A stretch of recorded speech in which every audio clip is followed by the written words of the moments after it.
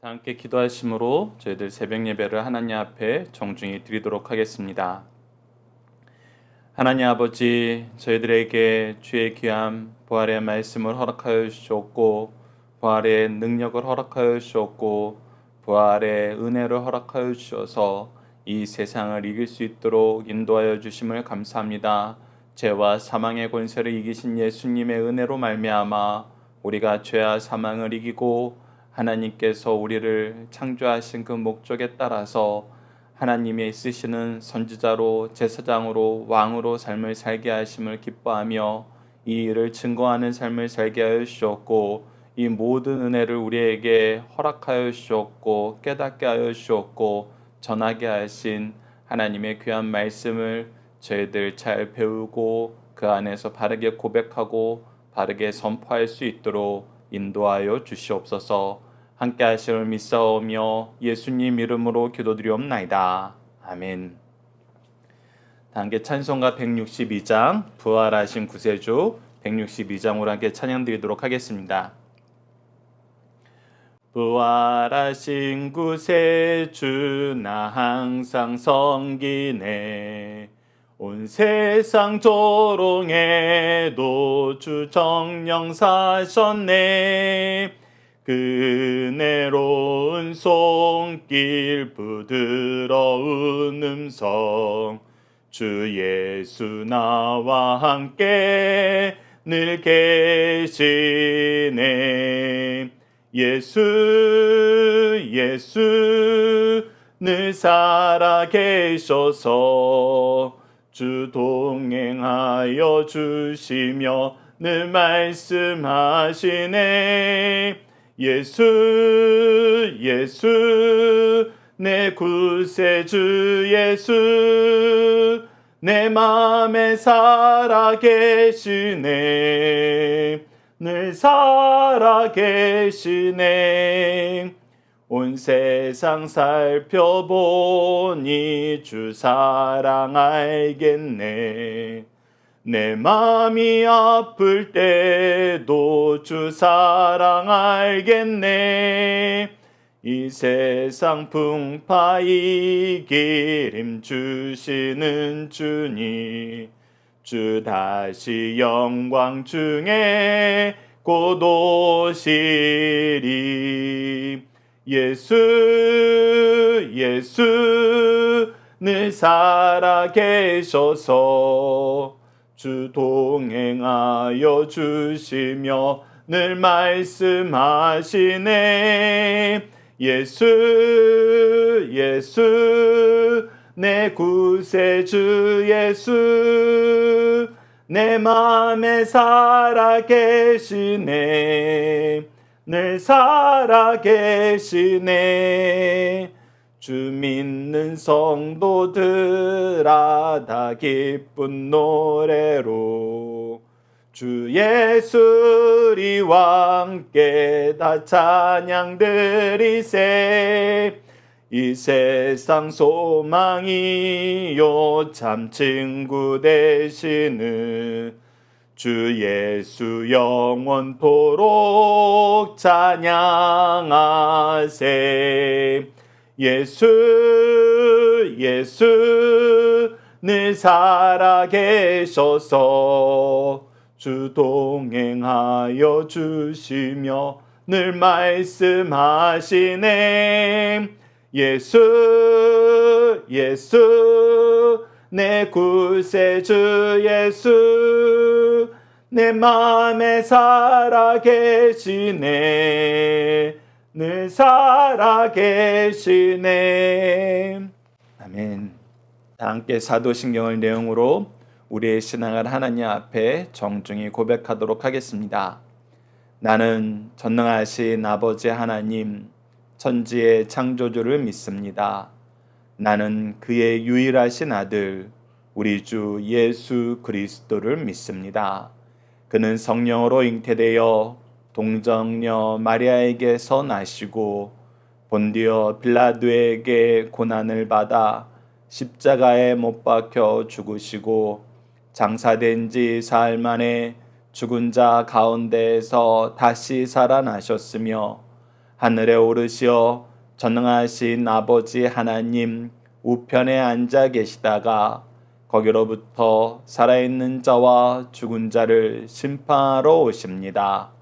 나는 성령을 믿으며 거룩한 공교회와 성도의 교제와 죄를 용서받는 것과 몸의 부활과 영생을 믿습니다. 아멘.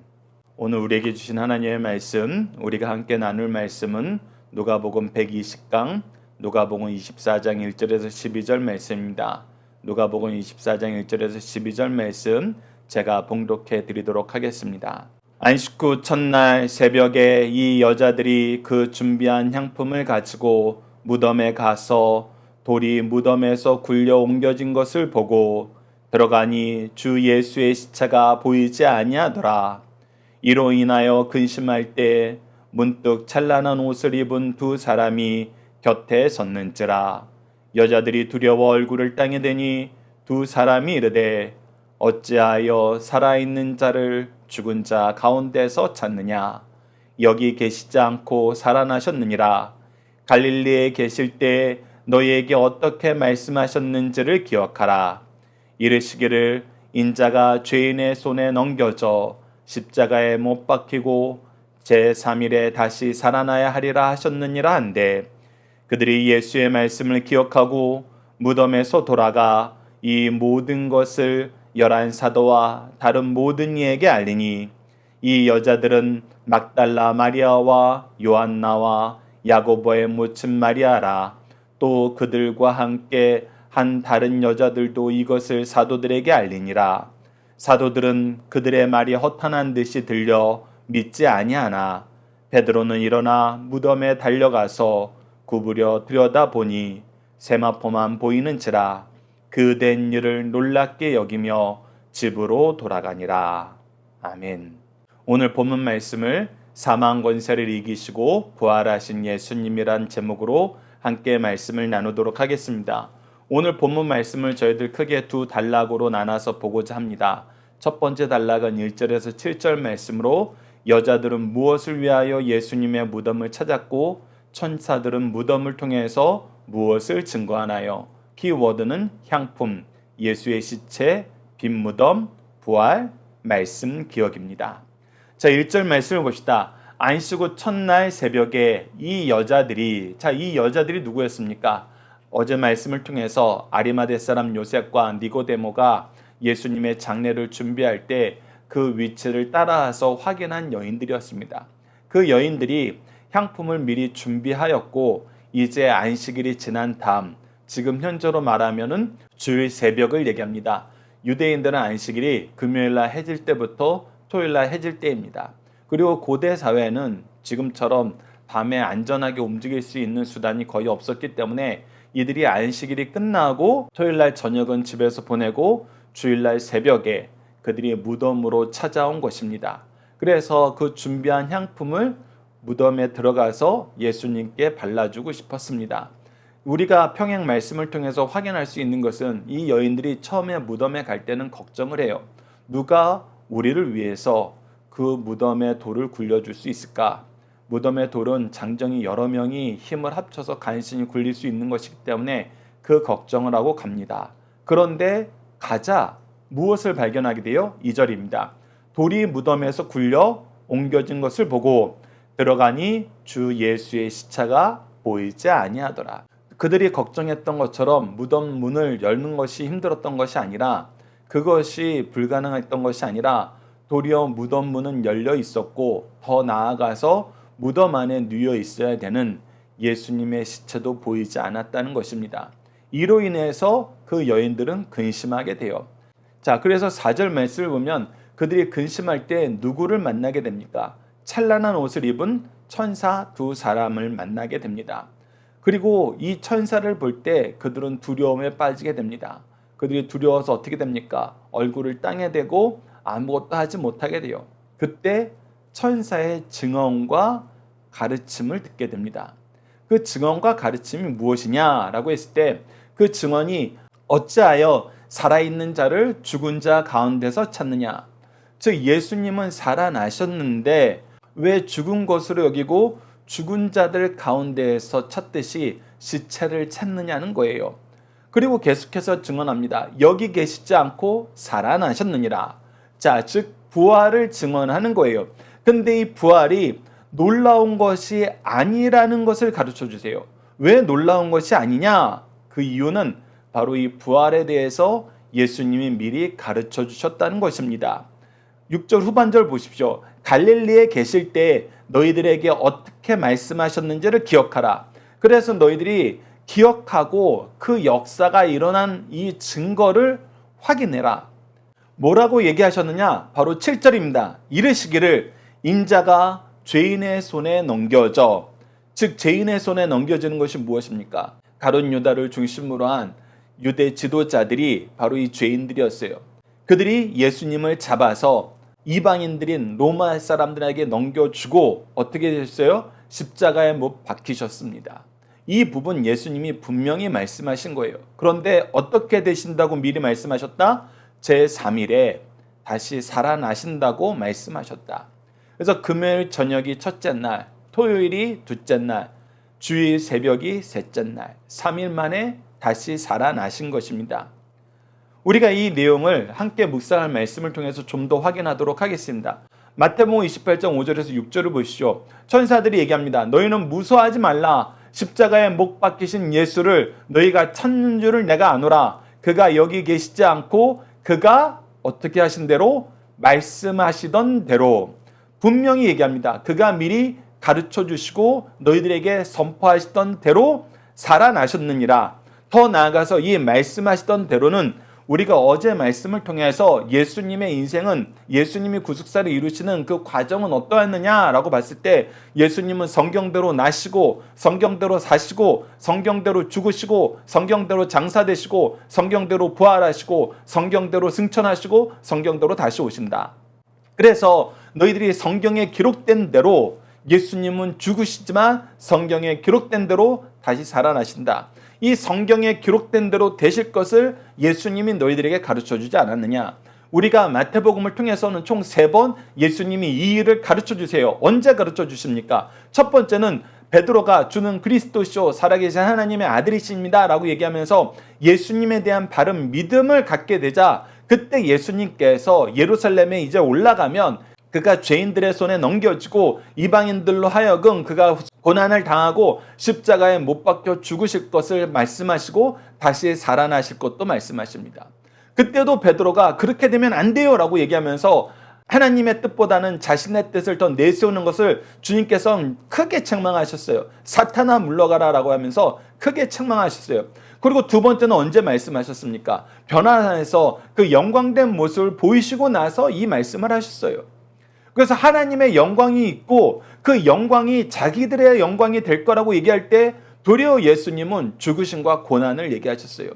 그리고 다시 한번 예루살렘에 가까이 왔을 때 분명히 제자들에게 말씀하셨습니다. 그래서 중요한 믿음의 순간에 역사의 순간에 그때가 가까웠을 때일수록 예수님은 이 말씀을 열심히 가르치셨어요. 성경에 예언된 대로 고난받고 죽지만 3일 만에 다시 살아나신다. 그리고 오늘 이 무덤을 방문한 여인들은 이 부활의 첫 증인들이 됩니다. 특히 마가복음 16장 9절에서 11절에는 막달라 마리아에게 예수님이 직접 나타나셔서 그 부활의 몸을 보이시고 증언하신 것을 우리에게 가르쳐줍니다.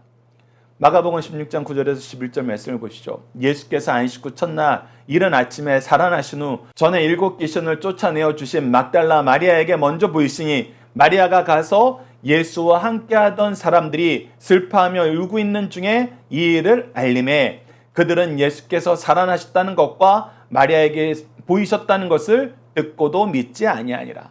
자, 우선 오늘 보는 말씀을 통해서 우리가 주목하여서 볼 것은 무엇이냐면 예수님의 부활이 성경에 미리 기록되어 있던 역사였고 예수님께서 미리 가르쳐 주셨던 역사였다.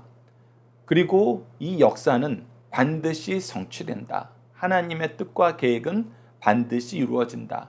그리고 너희들은 무엇을 해야 된다? 이 일을 경험하기 전에는 그 말씀을 믿지 못했고 그 말씀을 인정하지 못했고 그 말씀을 의지하지 못했고 그 그 말씀을 선포하지 못했지만 이제 이것을 경험한 후에는 이 말씀을 믿게 된다. 이 말씀을 인정하게 된다. 이 말씀을 의지하게 된다. 더 나아가서 이 말씀을 선포하게 된다. 그리고 선포했을 때에는 듣는 사람들이 처음에는 그들의 연약함과 한계와 편견으로 인해서 어리석음으로 인해서 이것을 믿지 못하지만 주님께서는 우리를 향한 사랑을 어떻게 확증시키신다?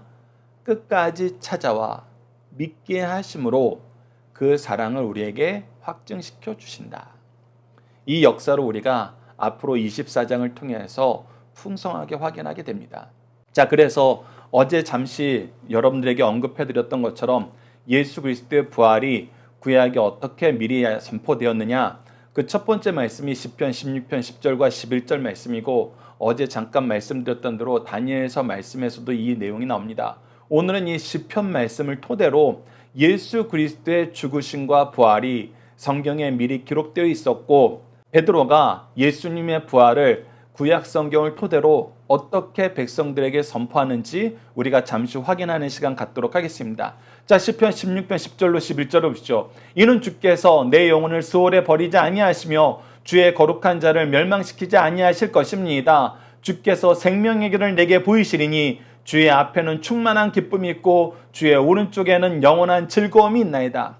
즉 다윗을 통해서 하나님께서 이미 주의 거룩하신 분 메시아가 죽음에 머물러 있지 아니할 것을 말씀하시고 그분의 부활로 말미암아 우리가 생명의 길을 보게 되고 충만한 기쁨을 맛보게 되고 영원한 즐거움을 누리게 된다는 것을 가르쳐 주셨어요. 그것을 사도행전 2장 24절에서 35절까지의 말씀을 통해서 베드로가 다윗을 선지자라고 칭하면서 이 놀라운 은혜를 우리에게 미리 선포하게 하셨고 그 말씀이 성취되었다고 가르쳐 줍니다. 그 말씀 중에서 우리가 2장 24절과 25절, 27절과 28절을 보도록 하겠습니다. 하나님께서 그를 사망의 고통에 풀어 살리셨으니 이는 그가 사망에 매여 있을 수 없습니다. 즉 예수 그리스도의 부활은 하나님의 계획이었고 하나님의 역사였고 하나님의 은혜의 성취라는 것입니다. 그리고 이 말씀이 다윗이 그를 가르쳐 이르되 내가 항상 내 앞에 계신 줄을 배웠으며 나를 요동하지 않게 하기 위해서 그가 내 우편에 계시도다라고 얘기하면서 다윗을 통해서 미리 약속하신 것을 얘기해주고 이제 27장 28절을 통해서 이는 내 영혼을 음부에 버리지 아니하시며 주의 거룩한 자로 썩음을 당하지 않게 하실 것이미로다. 이 말씀이 바로 우리가 앞서 읽었던 시편 16편 10절 말씀의 인용이에요. 정확하게 이 말씀을 들어서 예수 그리스도의 부활을 얘기합니다. 주께서 생명의 길을 내게 보이셨으니 주 앞에서 내게 기쁨이 충만하게 하시도록 하였습니다 라고 얘기하면서 우리가 주로 말미암아 생명의 길을 보게 되고 기쁨을 맛보게 되었다는 거 베드로가 백성들에게 선포합니다. 이 선포로 인해서 회개한 사람들이 3,000명이나 세례를 받게 됩니다. 이 은혜의 역사가 이제 확장되는 거예요. 이 은혜의 역사의 첫 번째 증거를, 첫 번째 선포를 바로 이 천사들을 통해서 마리아와 여인들을 통해서 우리가 경험하게 되는 것입니다. 자, 두 번째 단락을 보도록 하겠습니다. 두 번째 단락은 이 선포의 확장, 이 내용의 시작을 우리에게 가르쳐 줍니다. 8절에서 12절 말씀을 기억한 여인들은 다른 제자들을 찾아가 무엇을 하나요? 키워드는 말씀 기억, 알리다, 믿지 아니함. 자, 이제 이것을 경험한 사람들은 선포하게 됩니다. 이것이 바로 복음을 받아들인 사람들의 보편적인 특징이고 예수 그리스도께서 우리에게 주신 사명이에요. 자, 봅시다. 8절, 그들이 예수의 말씀을 기억하고 드디어 이것을 기억하게 된 거예요. 그래서 그들이 처음에 무덤에 찾아올 때에는 근심이 있었어요. 슬픔이 있었어요. 그리고 예수님의 무덤이 빈 무덤으로 발견됐을 때는 도리어 놀랍고 걱정이 많았어요. 그리고 이 말씀을 선포하고 가르치려고 온 천사들을 만났을 때는 두려움에 엎드리게 되었습니다. 그런데 이 모든 것이 변화된 것, 근심과 슬픔과 걱정과 염려와 두려움이 기쁨으로 변화된 것은 무엇으로 말미암은 것입니까? 바로 말씀을 통한 깨달음이었습니다. 말씀을 기억함으로 말미암았다는 것을 여러분들 기억하셔야 됩니다. 그래서 그들이 기억하자 이제 알리게 되었어요. 9절 보시죠. 무덤에서 돌아가 이 모든 것을 11사도와 다른 모든 이에게 알리니라. 이 모든 것을 가르칠 때 그 기준은 뭐였을까요? 이 천사들이 가르쳐준 것과 동일해요. 예수님께서 미리 말씀하지 않았느냐? 성경에 미리 기록되지 않았느냐? 바로 그거예요. 우리가 그냥 지어낸 거, 우리가 갑작스럽게 이 일을 맞닥뜨렸으면 이 의미를 잘 몰랐을 텐데 하나님께서 성경을 통해서 미리 가르쳐 주셨고 예수님이 이를 계속 선포하셨고 말씀대로 이루어졌다. 말씀대로 이루어졌다. 그러니 너희들도 이 기쁨에 함께 참여하자라고 선포하게 된 거예요. 그래서 이 선포한 여자들에 대해서 특별히 10절에서 다시 한번 언급을 합니다. 이 여자들은 막달라 마리아, 앞서 우리가 귀신 들렸던 상태에서 예수님께 치료받았던 그 막달라 마리아와 요한나와 야고보의 모친 마리아, 그리고 다른 여자들도 함께 있었다고 우리에게 가르쳐주면서 이 소외받았던 여인들, 그러나 성실하게 예수 그리스도의 죽으심을 주목하여 봤던 이 여인들이 첫 번째 증인이 되었다는 걸 얘기해 줍니다. 그런데 반응을 보십시오. 이것이 어쩌면은 예수 그리스도의 부활을 선포하는 우리가 처음으로 직면하게 될 상황입니다. 이 사도들은 예수님의 말씀을 가장 옆에서 가장 열심히 듣고 보고 배우고 또 같이 선포했던 사람들이에요. 그리고 예수님이 누구신지 분명히 알고 있는 사람들이었어요. 그런데 도리어 이들이 어떻게 해요? 그들의 말이 허탄한 듯 들려. 어떻게 들렸다고요? 허탄한 듯, 허무한 듯, 상식에서 벗어난 듯, 있을 수 없는 듯이 들렸다는 거예요. 그래서 어떻게 했다? 믿지 아니하였다. 받아들이지 아니하였다. 들으려 하지 아니하였다. 주목하여 보지 아니하였다. 여전히 자기 자아가 큰 거예요. 거기서 그나마 한 걸음 더 나아간 사람이 베드로와 요한입니다. 오늘 본 말씀에 베드로만 나타나지만 요한이 함께 그 무덤을 찾아간 것으로 보이죠. 12절 말씀을 보면 베드로는 일어나 무덤에 달려가서 구부려 들여다보니 세마포만 보이는지라. 즉 빈 무덤인 것은 확인했어요. 그러나 어디까지 나아가지 못했어요? 믿음으로까지 나아가지 못했어요. 그래서 그된 일을 놀랍게 여기며 집으로 돌아가니라. 자, 베드로를 중심으로 한 사도들이 무엇에 가까이 가지 못한 것인가요? 바로 예수님이 가르쳐 주신 말씀, 성경이 미리 우리에게 선포하신 그 말씀에 가까이 가지 못한 거예요. 그 말씀에 가까이 가지 못하니까 말씀보다는 내 생각과 상식이 먼저 되니까 여전히 이 증언을 듣고도 깨닫지 못합니다. 그러나 여러분들 걱정하지 마세요. 예수님은 찾아오셔서 그들의 상식과 편견을 부서뜨리십니다. 그리고 무엇을 주목하게 만드세요? 오직 하나님의 말씀을 주목하게 만드세요. 부활하신 예수님을 경험하게 하는 것보다 부활하신 예수님을 통해서 하나님 말씀을 보게 하시는 것이 중심이었다는 것을 우리가 누가복음 24장을 통해서 확인하게 됩니다. 그래서 놀라운 역사의 경험보다 더 놀랍고 크고 확실한 은혜가 무엇이냐? 바로 하나님의 말씀이고 하나님 말씀의 성취라는 것을 깨닫는 지혜입니다. 이 지혜가 우리를 믿게 하고 이 지혜가 생명을 살립니다. 그래서 여러분들 이 지혜를 사모하세요. 그래서 우리가 함께 묵상할 말씀에서는 신앙생활의 큰 즐거움이란 소제목을 여러분들에게 따로 소개해 드렸어요. 신앙생활의 가장 큰 즐거움은 무엇이냐? 바로 하나님의 말씀을 깨닫는 것입니다. 하나님의 말씀이 성취되는 것을 확인한 거예요. 이것이 믿음의 가장 큰 양분임을 성경은 우리에게 가르쳐줘요. 누가복음 9장 22절 보시죠. 이르시되 인자가 많은 고난을 받고 장로들과 대제사장들과 서기관들에게 버림받아 죽임당하고 제3일에 살아나야 하리라 하시고 분명히 얘기하셨어요. 분명히 이 내용을 말씀하셨습니다. 누가복음 18장 33절에도 마찬가지요. 그들은 채찍질하고 그를 죽일 것이나 그는 3일 만에 살아나야라 하시되 분명히 다시 사실 것을 얘기했어요. 이것을 깨달았을 때는 기쁨이 넘칩니다. 그리고 그것을 선포하게 돼요. 우리가 다니엘서 말씀에서도 다니엘이 하나님 말씀을 깨달았을 때 크게 기뻐하는 걸 보게 됩니다. 그리고 하나님의 뜻을 이루는 하나님의 일꾼이 되는 걸 보게 돼요. 다니엘서 9장 2절을 보면 곧 그 통치 원년에 나 다니엘이 책을 통하여 여호와의 말씀으로 선지자 예레미야에게 알려주신 그 연수를 어떻게 되었다? 깨달았나니. 이 깨닫게 되자 이제 무엇을 보게 되는 거예요? 하나님께서 그들에게 약속하신 회복을 바라보게 된 거예요. 곧 예루살렘 황폐함이 70년 만에 그치리라 하신 것이니라. 이제 70년이 거의 다 되었거든요. 다니엘이 이것을 깨닫게 된 거예요.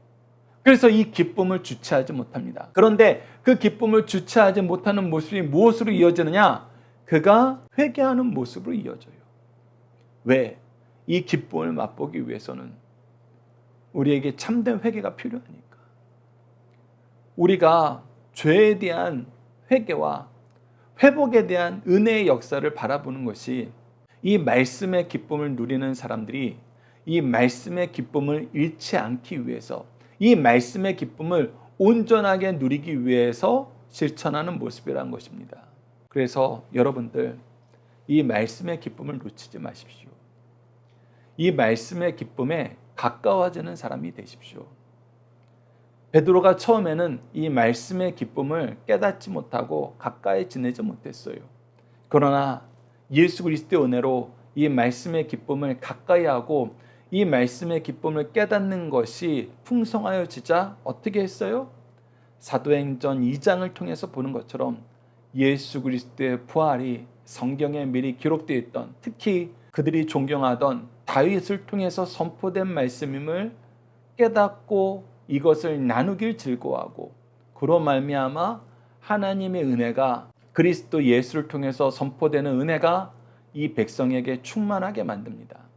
여러분들이 이 내용을 오늘 우리가 간단하게 확인하였지만 앞으로 여러분들이 말씀을 묵상하실 때 이 은혜의 역사가 저와 여러분들에게 더욱더 풍성해지길 기도하고 이 기쁨이 충만한 가정과 교회 되길 간절히 기도합니다.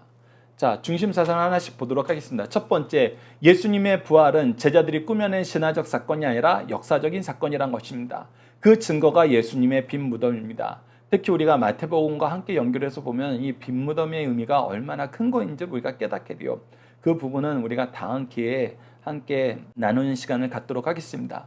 예수님의 제자들이 예수께서 죽음과 부활을 예고하신 말씀을 믿고 기억하였다면 주께서 죽으시고 사흘이 지났을 때 부활하신 주님을 기다리다가 영접하였을 것입니다. 그러나 그들은 말씀을 기억하지 못하였고 그 결과 예수의 시신에 기름을 바르러 갔어요. 믿음이 없으면 예수님의 부활을 앞에 두고도 소망과 기쁨 대신 근심과 걱정만 한다는 사실을 우리에게 보여주고 있습니다. 두 번째, 예수님의 부활을 최초로 증거한 자는 주의 천사라는 것입니다. 예수님의 부활을 최초로 증거한 천사는 사실만 말하였어요. 천사는 너희는 무서워하지 말라. 십자가에 못 박히신 예수를 너희가 찾는 줄을 내가 아노라. 그가 여기 계시지 않고 그가 말씀하시던 대로 살아나셨느니라. 와서 그가 누우셨던 것을 보라라고 하면서 빈 무덤을 보여주심으로 부활의 역사적 사실을 증언하였습니다. 세 번째, 예수님의 부활을 최초로 목격하고 증언한 사람은 마리아였어요. 막달라 마리아는 예수님의 부활을 최초로 목격하고 증언하게 되는 영광을 차지하게 되었습니다.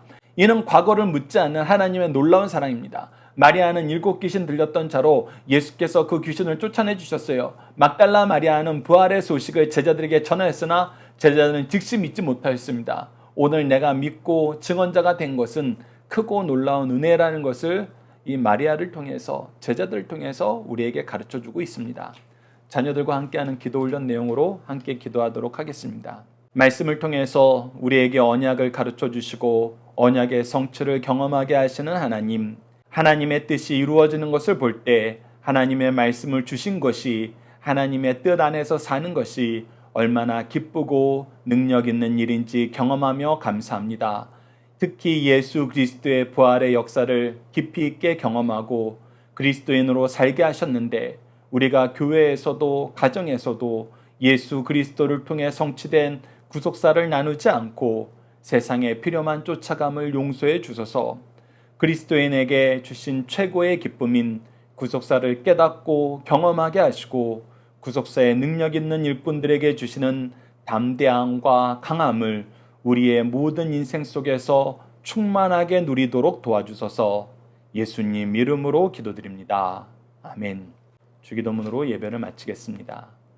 하늘에 계신 우리 아버지, 아버지의 이름을 거룩하게 하시며 아버지의 나라가 오게 하시며 아버지의 뜻이 하늘에서와 같이 땅에서도 이루어지게 하소서.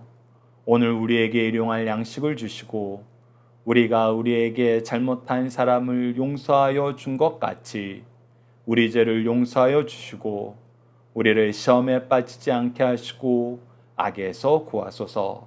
나라와 권능과 영광이 영원히 아버지의 것입니다. 아멘. 각자 기도하는 시간 갖도록 하겠습니다.